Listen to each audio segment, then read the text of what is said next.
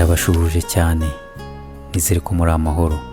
Nishimiye ko mutwumva cyane, twishimiye kandi ko mukurikirana ibiganiro byacu tubagezaho buri munsi. Twishimiye ko tuvuga kuri ibi bintu by'ubuzima kuko nibyo bitugize. Ubuzima twahawe niyo mpano ikomeye dukwiriye kubungabunga. Utabufite n'undi ntacyo yageraho. Uyu munsi tugiye kuvuga ku kintu, ikintu bamwe bibaza.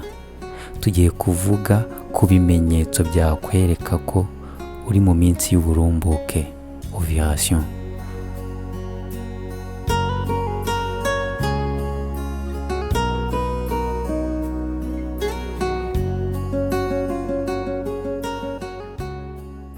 Hari benshi bifuza kuboneza urubyaro nyamara badakoresheje umuti n'umwe wo kwa muganga.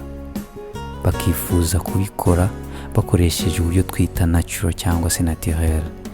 Ubu buryo busaba ubumenyi, kubera ko bumwe mu bumenyi ushobora gukenera ni ukumenya igihe cyawe cyo kuba uri mu minsi y'uburumbuke, kubera ko iyi minsi y'uburumbuke n'ubundi aba ariyo minsi yo gusama. Aha rero tugiye kureba ibimenyetso byabikwereka abandi. Hari abandi bantu babifuza gutwita rwose nyamara ugasanga ntago babana n'abagabo babo ku mpamvu zimwe cyangwa izindi. Aba nabo mu rwego rwo kugira ngo bongere amahirwe yabo yo kuba basama, biba bisaba ngo amenye neza iminsi y'uburumbuke bwe, kuko icyo gihe nibwo haba hari amahirwe menshi cyane iyo umugabo n'umugore nta kibazo bafite cyo kuba basama. Ibi bimenyetso ni ibimenyetso umuntu ashobora kubona we ubwe bidasabye ikindi kintu, akabimenya neza 100% ko ari mu minsi y'uburumbuke. Bivuze ngo niba uri mu minsi y'uburumbuke, ni iminsi gusama biba ari nk'ihame. Niba uri mu minsi y'uburumbuke, ni iminsi gusama biba ari ihame, ndetse ukwiriye kwitonda cyane niba udashaka gusama.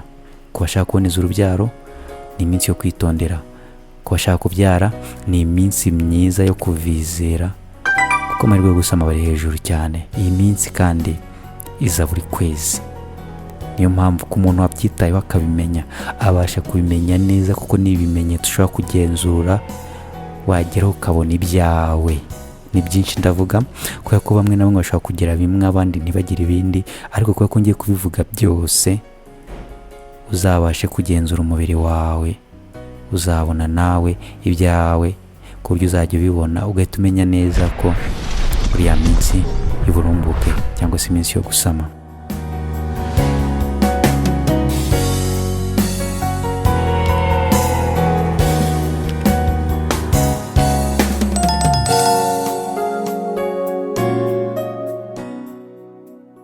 Iyo tuvuze ovulation ni ukuvuga ngo ni iminsi yo gusama. Ariko se bigenda bite? Ubundi igitsina gore cyose iyo kigeze mu myaka y'ubugimbi hatangira ikijya kumera nk'ihererekanwa ry'imisemburo izamuka ubundi ikamanuka, bigakora ikintu kimeze nka systeme muri we kizajya gitegeka umubiri we kwitwara mu buryo butandukanye mu gihe cy'ukwezi. Iyi minsi akenshi aba ari iminsi 28, ariko ibasha kwiyongera cyangwa ikagabanuka bitewe n'umubiri w'umuntu. Hagati aho niho haboneka akagahe twise ko ari agahe k'uburumbuke. Akagahe kaba iyo misemburo yazamutse cyane, bigatuma igi ry'ingore risohoka aho riba riri mu turerantanga, ovary, rikagenda rigategereza igihe igi ry'ingabo risaza kuba byakora umwana. Iyo bitabaye ryagira riragenda rikajya muri nyababyeyi nyuma y'ibyumweru 2 gusa. Iyo umwana cyangwa se umuntu atasamye, umuntu ahita ajya mu minsi y'imihango bisanzwe. Ibi rero urumva ko ni ikintu cyane kigengwa n'imisemburo. Niyo mpamvu ya misemburo ntabwo ituma gusa igira isohoka, ahubwo hari n'ibindi bimenyetso nyine umuntu yiyumvamo, ibyo agaragaza ndetse n'ibyo abona byatewe n'uko ya misemburo yazamutse. Tugiye kuvuga hano ibintu birenga 9. Ahangaha nawe uriyumvamo. Icya mbere, iyo umuntu ari mu minsi y'uburumbuke, mood ye irahinduka, icyo bita mood change.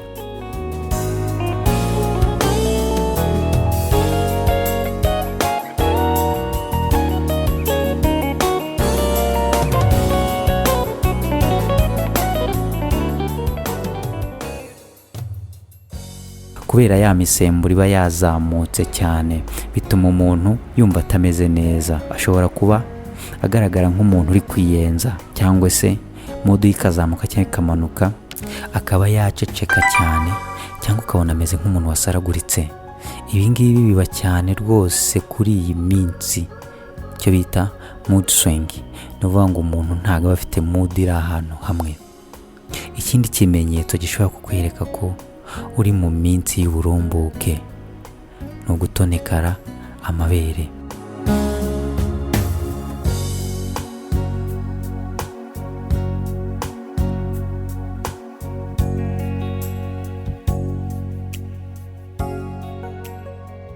Ibi biterwa n'uko imisemburo uwo bita estrogen na progesterone ziba zazamutse, bityo amabere y'umuntu akumva arimo aratonekara. Ibi rero nacyo ni ikimenyetso cyerekana ko umuntu ari mu minsi y'uburumbuke. Ikindi kimenyetso, umuntu ashobora kumva yuzuriranye mu nda. Ibi nabyo biba byatewe n'uko ya misemburo yiyongereye, bigatuma hari inyama zimwe na zimwe ziba nk'izibaye relaxed. Ni ukuvuga ngo ntizihute nk'uko byari bisanzwe. Ibi rero bishobora gutuma umuntu yumva yuzuriranye, cyangwa se ukaba wagira n'akantu kajya kumera nk'ako kwiyongeraho uturoho gake cyane, bitewe n'uko kubera n'ubundi ya misemburo bituma amazi menshi aguma mu mubiri, bityo umuntu akaba yagira aka kantu. Ikindi kimenyetso kindi kandi gikunda kugaragara ni uturaso dukeya.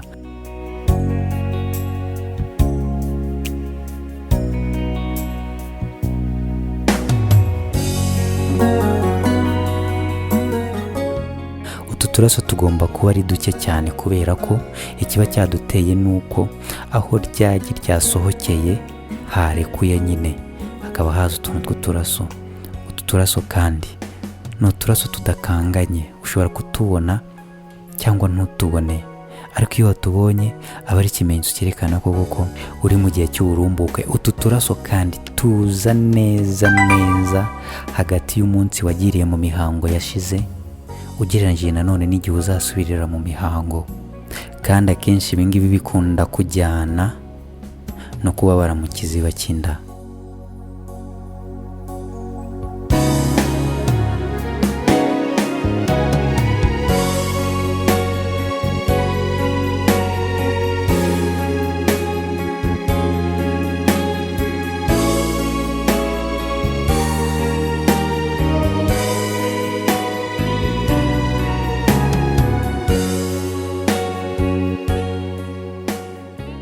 Ikindi kimenyetso kandi abantu benshi babona ndetse bazi ni ukuba habaho kwiyongera kwa sexual desire, cyangwa se kumva umugore ashaka umugabo. Ibi nabyo biba byatewe n'uko ya misemburo iba yazamutse, kandi koko umubiri wa witegura nyine kujya mu gihe cyo kuba wasama. Ibi rero nyir'ubwite niwe ubyiyumvaho. Hari akandi kantu,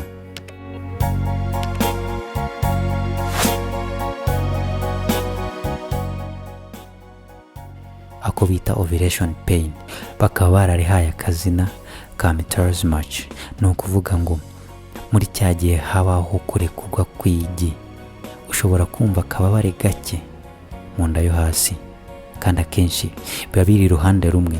Ni ukuvuga ngo ntabwo byumva hagati na hagati, oya, ushobora kubyumva iburyo, icyo gihe aba ari akarera ntanga k'iburyo karekuye igi uko kwezi, cyangwa se ukabyumva ibumoso, icyo gihe aba ari akarera ntanga k'ibumoso karekuye igi uko kwezi. Kandi bikaba bivuga ko ububabare bushobora guterwa nanone n'icyo bita irritation ryo mu nda, abdominal lining, riba ryatewe n'uko nyine ryagi ryasohotse, nk'uko byagaragajwe na Mayo Clinic.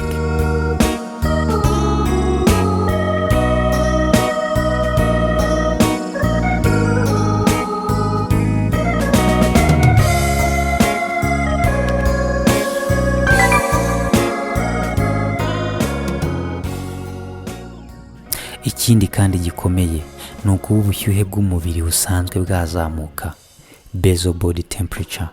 Ibi ngibi ubasha kubikora rwose nk'uko byagaragajwe na Baby Center mu nkuru yabo bise Basal Body Temperature Detecting Ovulation and Early Pregnancy. Ni ukuvuga ngo bagaragazaga neza uburyo umuntu ashobora gupima akareba niba ari muri ovulation mu isi y'uburumbuke cyangwa se afite inda ntoya cyane, kubera ko nabyo bijya biyobera bamwe ugasanga umuntu aratwite nyamara ntabyo azi. Ibi rero ubasha kubyipimira kandi ukabimenya. Ariko mbere na mbere twakwibaza ngo basal body temperature ni iki? Ubundi bagaragaza ko basal body temperature ni ya temperature cyangwa se ikigero cy'ubushyuhe gitoya wagize ku munsi wose. Bivuze ngo ni cya kigero cy'ubushyuhe waba ufite, urugero nk'igihe waba uryamye cyangwa nta kazi uri gukora, kubera ko urugero niba uri muri siporo cyangwa mu mirimo y'ingufu, temperature yawe ishobora kwiyongera.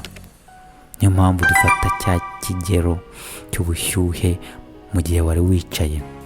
Bagaragaza neza ko iyo temperature ku mugore uri mu gihe cy'uburumbuke yiyongeraho 0.5 kugera kuri 1 degree Fahrenheit.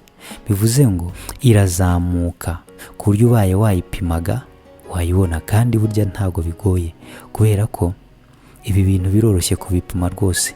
Nawe ufite agapimo ubasha kubyipimira. Bigenda bite?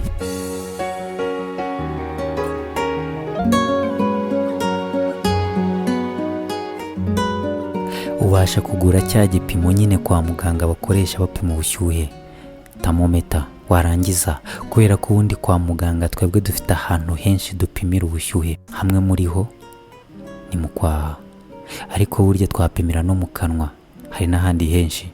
Byaterwa rero naho wifuza yo gupimira.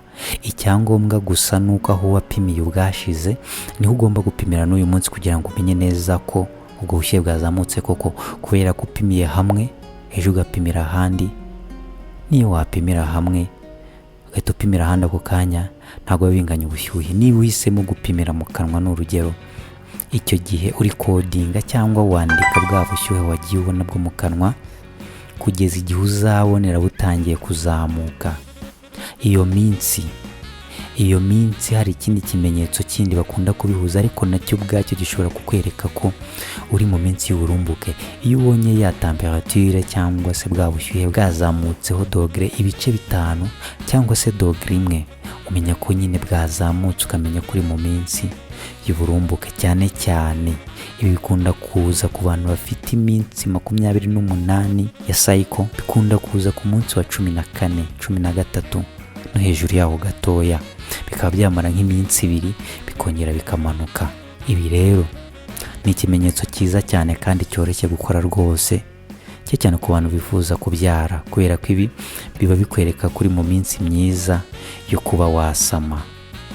Ikindi kimenyetso, ubundi mu buzima busanzwe ku nkondo y'umura cervix haba hariho amatembabuzi, aba hari bisanzwe, ariko iyo umuntu ageze muri iki gihe cy'uburumbuke ahindura uburyo yitwara.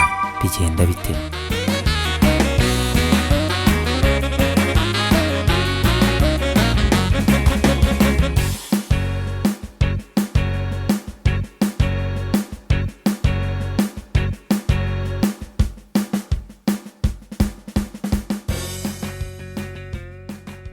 Muri ovulation cyangwa se ya minsi y'uburumbuke yahindi nyine turi kuvugaho, twabonye ko imisemburo iba yazamutse.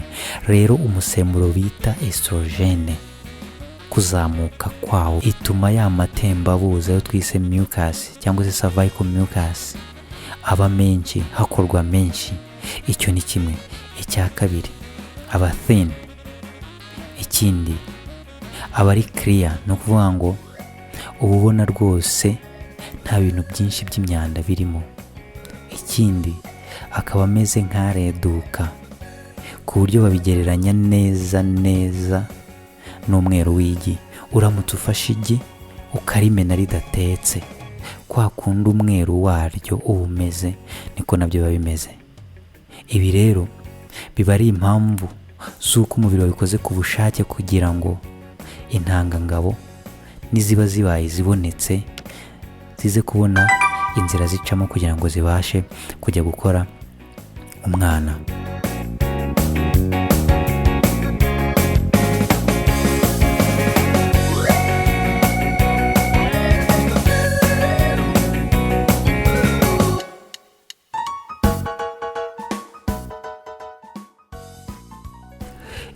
ikintu nakwita n'ikimenyetso ni ikintu abantu b'abaganga bashobora kubona, kubera ko nyine we ntabwo wabyibonera ubwawe, kubera ko ni impinduka ziba kuri cervix cyangwa se inkondo y'umura aho iri nuko imeze. Bagaragaza neza ko inkondo y'umura iragenda igahinduka rwose. Iyo umugore ari mu gihe cy'uburumbuke, muri icyo gihe nyine cy'uburumbuke, cervix iroroha, inkondo y'umura iroroha, ikindi ikaza imbere, icya gatatu igasa nk'ifungutse ndetse ikaba inyerera. Ibi rero biba bigaragaza neza ko hari impinduka zikomeye zabaye mu mubiri, kubera ko nk'umuganga yabibona nyine ibyo bintu abirebye, kuko hari ukuntu abaganga babigenza bakareba ku nkondo y'umura cyangwa se bakayikoraho.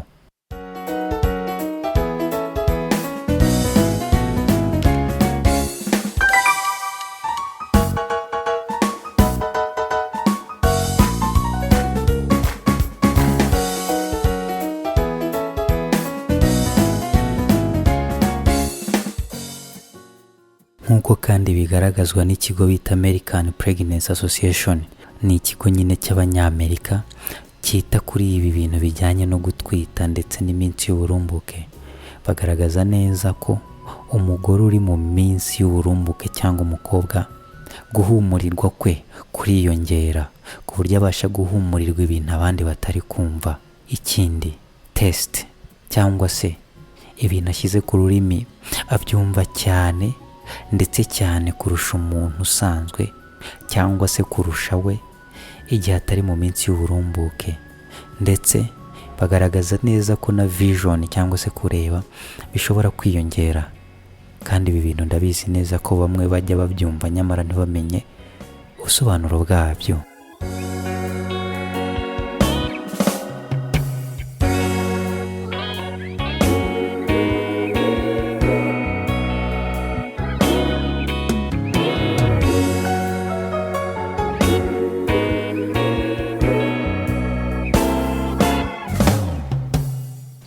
Tugendeye ku bintu tuvuze, ese ubonye ntacyo wumvamo? Ese wumvishe wowe utabasha kwimenyera iminsi yawe y'uburumbuke, ukaba wakwirinda cyangwa wayitondamo, cyangwa mu gihe ukeneye gusama ukaba iyo minsi wayikoresha kugira ngo ubashe gusama? Habaye hari ikindi kibazo mwifuza kutubaza, mwatwandikira muri comments. Ikindi, kugira ngo ubashe kubona ibiganiro byacu by'ahazaza, wakora subscribe ndetse ukabasha kubisangiza na bagenzi bawe kugira ngo babashe kumenya aya makuru. Ubuzima niyo mpano ikomeye dufite, niyo mpamvu dukwiriye kuyibungabunga uko dushoboye kose kugira ngo tubashe kuvugumana. Uwiteka abahire, naho utaha.